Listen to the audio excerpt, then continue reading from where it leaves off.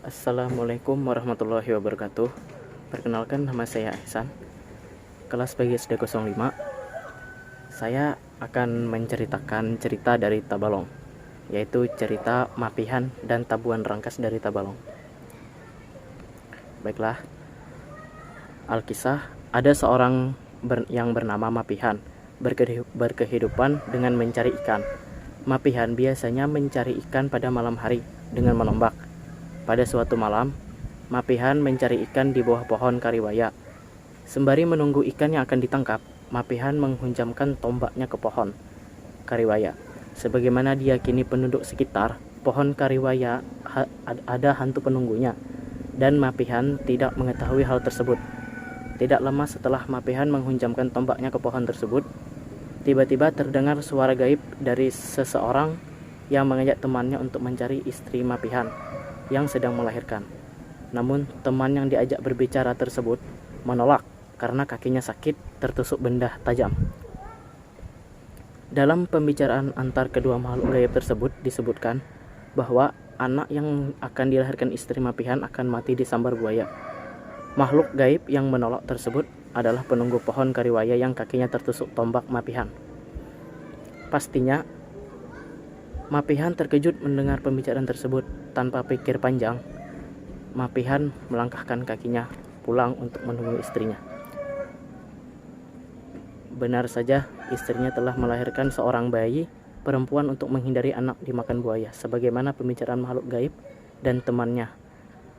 Mapihan mengajak istrinya pindah dan menetap di peramaian daerah pegunungan yang jauh dari sungai. Di tempat yang baru, Mapihan rumah dan menggali sumur untuk keperluan sehari-hari. Seiring perjalanannya waktu, anak Mapihan tumbuh. Anak Mapihan menyukai berbagai mainan dan mempunyai berbagai mainan. Di antaranya mainan berbentuk buaya yang terbuat dari pelepah daun kelapa. Pada suatu hari, Mapihan bermaksud menghadiri peringatan Maulid Nabi Muhammad SAW di Martapura. Dan berangkatlah Mapihan dengan perahu.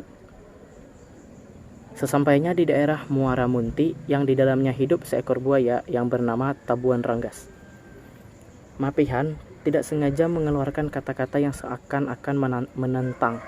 Jika Tabuan Rangkas benar-benar sakti, maka saya akan melihat kebenaran suara gaib yang pernah saya dengar, bahwa anakku mati dimakan buaya, ucap Mapihan. Setelah pulang dari menghadiri peringatan Maulid Nabi Muhammad SAW, tepat di mana dia mengeluarkan kata-kata menantang, Mapihan ada seuntai rambut di pucuk bambu. Saat melihat itu, Mapihan bergegas pulang untuk mengetahui apakah anaknya sudah dimakan buaya.